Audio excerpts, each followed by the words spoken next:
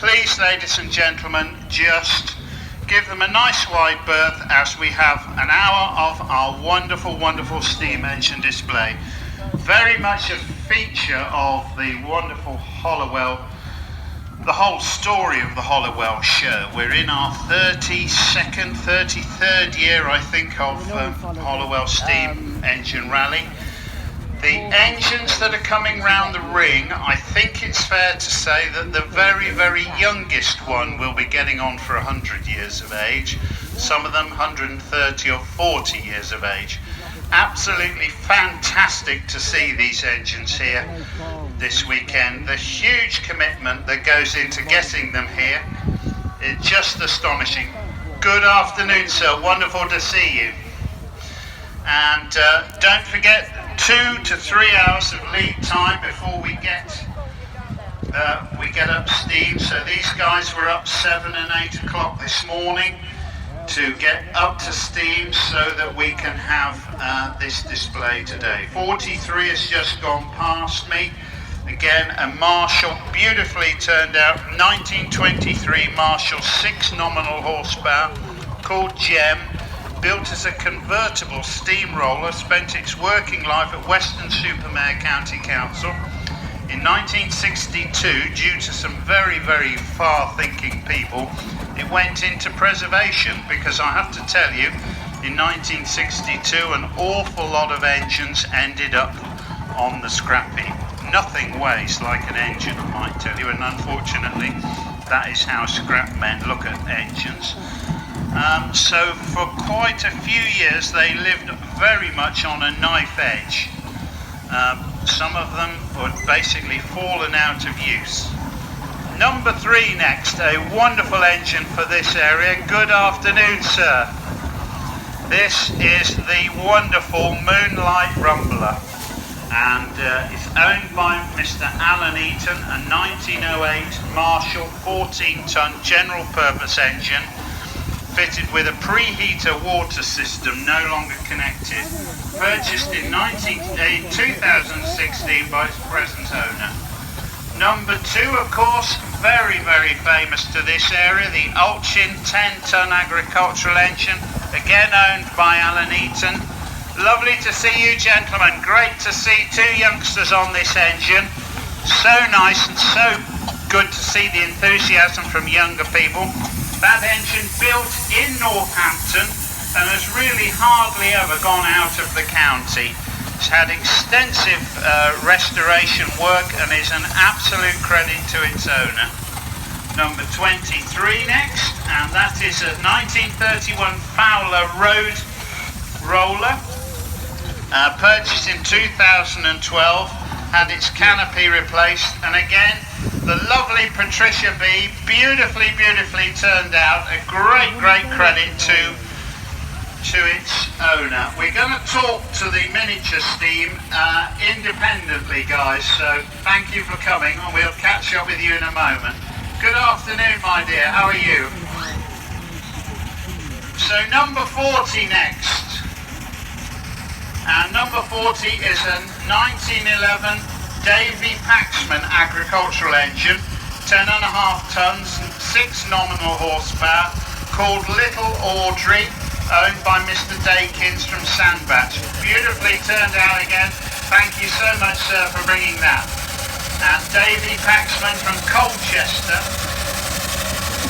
All sorts of different applications for many of these engines. Of course, agriculture played a huge part in the whole steam story.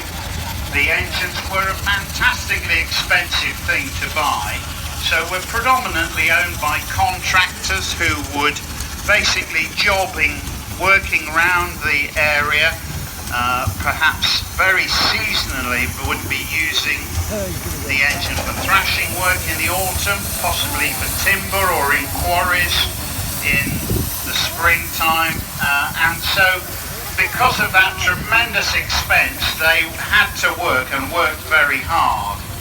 Interesting to speculate about the technology of its day, 100 years ago, 130 years ago. What technology that we're buying today is still going to be working in 130 years' time? I suspect not an awful lot of it. Number 20 next, and this of course rigged as a road roller, an Aveling Porter 14 ton, 29 horsepower. This, I've been caught out time and again by this gentleman, because this of course isn't a steam engine at all.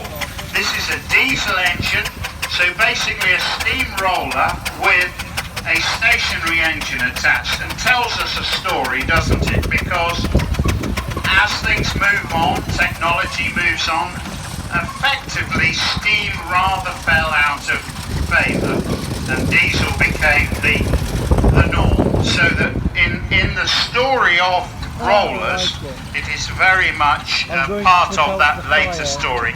Beautiful to see, and as I'm sure he's going to tell us, he doesn't have to get out of bed 2 hours before he wants to use his roller, because it's press the button and off you go. Next we have a wonderful Burrell coming through. Burrell, of course, such a famous name in the whole steam story, absolutely iconic, about as English as ever you could get.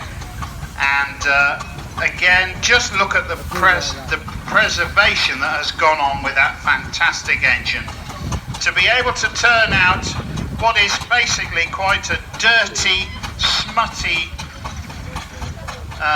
pastime, driving and owning a roller, to get it shining like this, it just astonishes me. The polishing, the effort that goes on to present these engines in this fantastic condition.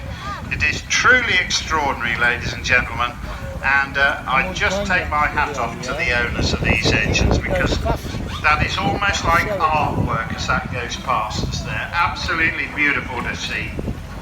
Number 4 next, and number 4 is a 1929 Aveling Porter 10-ton F-type, 6 nominal horsepower, purchased by its present owner directly from Hinckley Urban District Council, 1965, rallied extensively till 77, then sold, later repurchased in 2015, repainted in original council colours, named Lord Elpus, owned by Mr. and Mrs. Gaze from Whitby.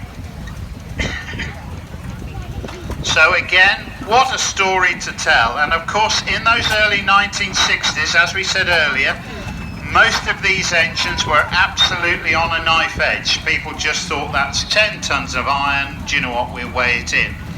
But because of some very clever, very far-sighted people, they thought, do you know what, we're not going to scrap these engines, we're going to get them in preservation.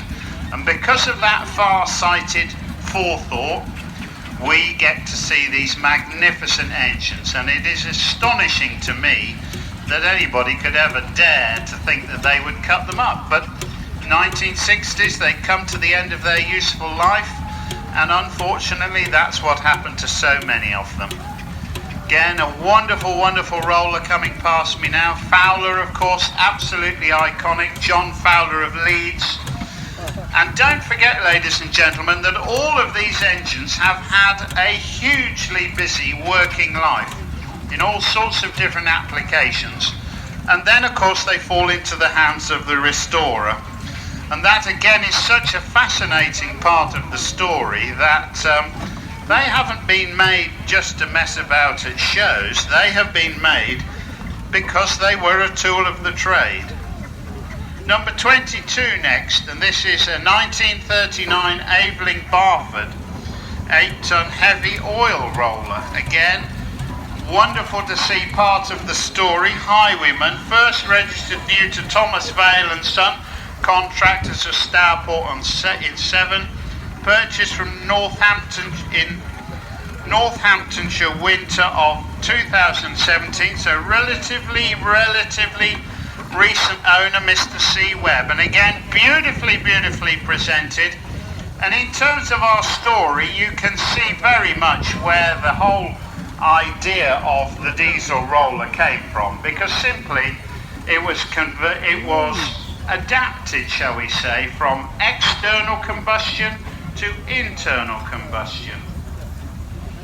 Number 19 now is a 1922 Olchin 10-ton agricultural and it is named Billy Orchard, purchased new by the Story Brothers agricultural contractors in Rutland and used mainly in that area. Restored to rally condition in the 60s and rallied until the 1980s. Engine then went into storage until hole cut 2006. And again, beautifully turned out. Great to see you and that wonderful engine, sir. Marshall compound engine next, and again, just look at the quality of that preservation. Now, compound engine effectively means that the steam is recycled. It is used once with a small bore piston and then used at a lower pressure by a big bore. Again, beautifully turned out. Marshall, of course, such a famous name. They came from Gainsborough and basically made all the ancillary threshing boxes, etc., to go with the engine. 36 next, Armstrong Whitworth 10-ton roller. And this again is owned by Mr. M. George from Loughborough. Again, beautifully turned out. Now that Whitworth name, of course, absolutely iconic with British engineering. Whitworth nuts and bolts, it's all part of that story. Again, beautifully turned out, an interesting colour scheme, but very much part of that whole idea about different councils, different companies would have a different colour scheme. And still they come, my goodness.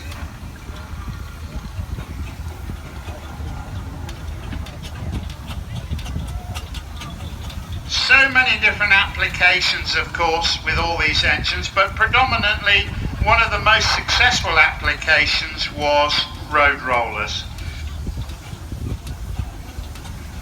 We could tell you anything about this engine, owned by the Queen all its life. I'll interview this gentleman in a few minutes and we'll get more of an insight.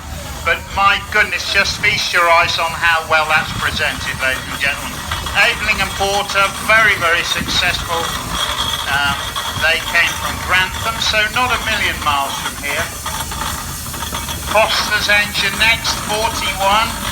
I'm an expert when I've got the number, ladies and gentlemen, because I can read it out of the book. Single-cylinder agricultural engine, and 1917, Sir William, delivered new to William Brudel Thrashing Contractors. So very much an agricultural engine. Really great to see that, and again, beautifully turned out. No mistake and no coincidence with a lot of these engines from the east of England, because of course that's where so many of them had a working life in farms in East Anglia. The farming, the arable farming, meant that you really could make the most out of steam, driving thrashing boxes, driving saw benches, etc. Number 25 next. This is a 1910 Burrell single crank compound engine, 8.5 tons in weight, named Perseverance. Spent all its life in Norfolk, having had 3 owners, all of which were threshing contractors. Purchased by Dormans in a scrap condition, later bought by Jack and Jim Vaughan of Welford, restored and rebuilt by its present owner, Mr. Vaughan. And again, just look at that. Absolutely, as you would have seen that in the showroom as new. Quite incredible to see. The steam we have on display this weekend, ladies and gentlemen, is just astonishing. None of these engines really are much younger than 90 years of age. Some of them go back well into the century before. Number 35 next, which is a 1908 Rushton Proctor, and that engine is named Rusty. I think it's unfair to call him Rusty today, my goodness, because look at that. Beautifully turned out. And last visited Hollowell in 1997. It's almost completely new boiler, new backhead, throat plate, boiler barrel, tubes, plates, owned by the Weil family from Great Melton. And again, look at that, ladies and gentlemen, after all these years, back again with us. So pleased to see all these guys. without their commitment, their huge amount of hard work, not least of getting them here, we don't get to see them. Next we've got a 1923 Burrell, and that is the Badger, supplied to the private estate of Lord Cowdray in Sussex. The engine had a relatively easy life, hauling bricks and carrying out forestry work. Bought in 1998 and owned by Mr. M. Shepherd of Woolston. Absolutely smashing to see that, so really, really nice to see. Number 42 next, and 42 is a 1931 Fowler tractor named Highland Lass, owned by Mr. M. Shepherd of Bulkington. Drivers J. Cole and N. Clayton. Well, hats off to you two. Lovely to see you again. No trailer today. Yeah. Now we've got a couple of rollers, both of which have a story to tell. I suspect this is fairly local, Market Harborough. So we're moving on in years, and we're basically talking 1950s, 1960, and very much part of the story. Is there a Perkins engine in there, sir? Perkins engine? I'll ask in a minute, don't worry. One of my favourites, it shows you what a sad chap I am, because I absolutely love this Rushton, because it so much tells the whole story of this steam. Because this engine, this Rushton engine, probably one of the oldest here today, is actually got a blacksmith-built Nuffield tractor engine on it, which to the purist is absolute sacrilege, but of course it does so much tell the story that these were tools of the trade. They were worked and worked to death. This thing was found in a scrap yard, about to have an afternoon out with a scrap man, and a local farming company needed a roller, and so they rescued it really, but they rescued it in rather a strange way, because they put a Nuffield tractor engine on there, 4-cylinder, 50 horsepower, because they simply wanted a machine to roll the farm roads. So there is a story all on its own with that wonderful engine. Next we have number 9, and number 9 is a 1915 Garrett Showman's tractor. And amazing to think that this technology was probably the first time that many people saw electricity, because that big lump on the front is a dynamo, and these engines would tow the steam, with steam would tow the fairground to the surrounding villages, surrounding towns, then put a belt on the dynamo to run electricity. And as we said, turn of the century, many people hadn't really seen much electricity. So two technologies basically came together to provide us with the Showman's engine. 1919 John Fowler Tiger tractor next, 4 nominal horsepower, so relatively small in terms of steam power, but highly manoeuvrable in the docks, in the towns, very, very smart to see, called Mr. Blower, owned by R. Taylor from Wharton in the Vale. And again, I'm so blown away with the presentation of these magnificent engines. It is quite incredible. First of our steam lorries next. Again, very much part of the story. The Sentinel S4 steam wagon. It was purchased by Rainford Potteries at an accompanying trailer for transporting sewer pipes. It passed to George Davis in 47 for general purpose haulage, purchased by its present owner, Mr. A. Williamson, and presented today by Mr. P. Massey from Leek. And again, very much part of that whole steam story, that pre-war, this was the way you got most things delivered. The diesel engine hadn't really got established, and they were very popular and actually very successful in their day. But of course, as with so many alleged improvements, they fell out of favour, not least because of the taxation classes which penalised heavily unladen weighted vehicles. 31 next, 1915 Foster Showman's tractor, made in 1874, named Obsession, owned by Mr. Sheldon of Bicker. And again, just look at that presentation, the effort that must have gone in, the polishing that must have gone to that, quite astonishing. What a display we've got for you, ladies and gentlemen. Next we have a Ransom St Jeffries general purpose 10-ton engine, named Sybil, originally delivered to Oliver Pearson of Belcham Walters in Essex, later moved to become the estate engine on Little Malpstead Hall before joining threshing contractors Alfred Metzen.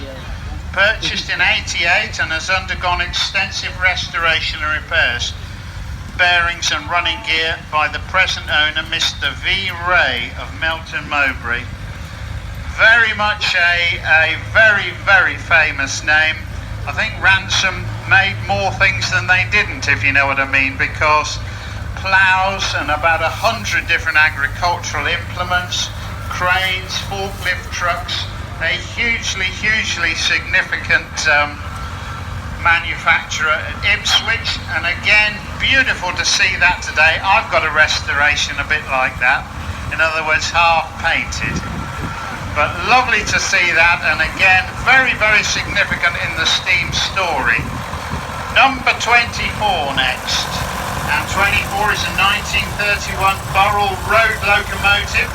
So this would have been very much dedicated to heavy haulage, to the whole thing about moving heavy weights. Would have had a trailer on with numerous axles, and if you needed a great big generator or some large piece of machinery, this was the way it was delivered in the 1930s. So again, absolutely wonderful to see. What time did you get up this morning to get this going? 8 o'clock, so quite civilised today. Nice to see you, sir. This one's travelling incognito. Oh no, number 18, well done. I'm an expert when I've got the number, you see. Number 18, and this is a 1928 Fowler T3 roller. And named Titch, built for tar spraying and exported to South Africa, where it remained for all its working life, repatriated to England in the 1980s. Full restoration completed in 2008, and it's owned today by Mr. and Mrs. G. Morrison from Winterley. So well done you for doing that. So some of the stories, if only these engines could talk, couldn't we hear some stories? They were made in this country, sent all around the world. Absolutely wonderful to see. This is an iconic now Foden steam lorry, pride of Fulham, so I dare say has got a story to tell about wartime, working in the Blitz in war-torn London, and again fascinating to see some of our wonderful history. 1928 Foden D-type timber tractor now, so we can assume this is rigged up with an almighty great winch stuck under there, and again worked in London during the Blitz, named Perseverance and owned by Mr. B. Richardson from Barnwell. Again, beautifully turned out. These will do quite a useful turn of speed on the road, and were basically heavy haulage from the 1930s. 34 next.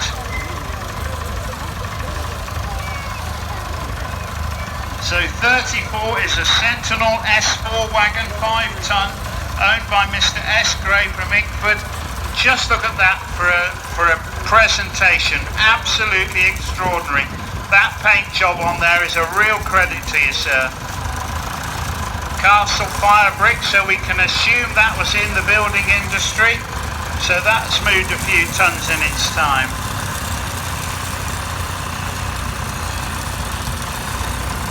number 10 next, and number 10, 1922 Rushton and Hornsby, and named Hildery, owned by Mr. C. Brothwell and family from Totton. And again, so nice to see. This must be a reasonably local engine, I suspect. Rushton and Hornsby, of course, from Lincolnshire.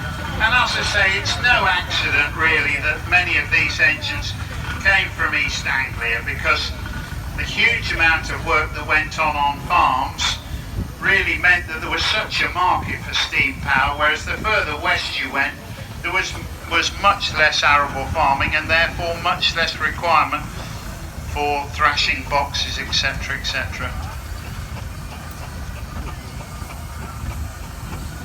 So are we having an economy drive here, towing?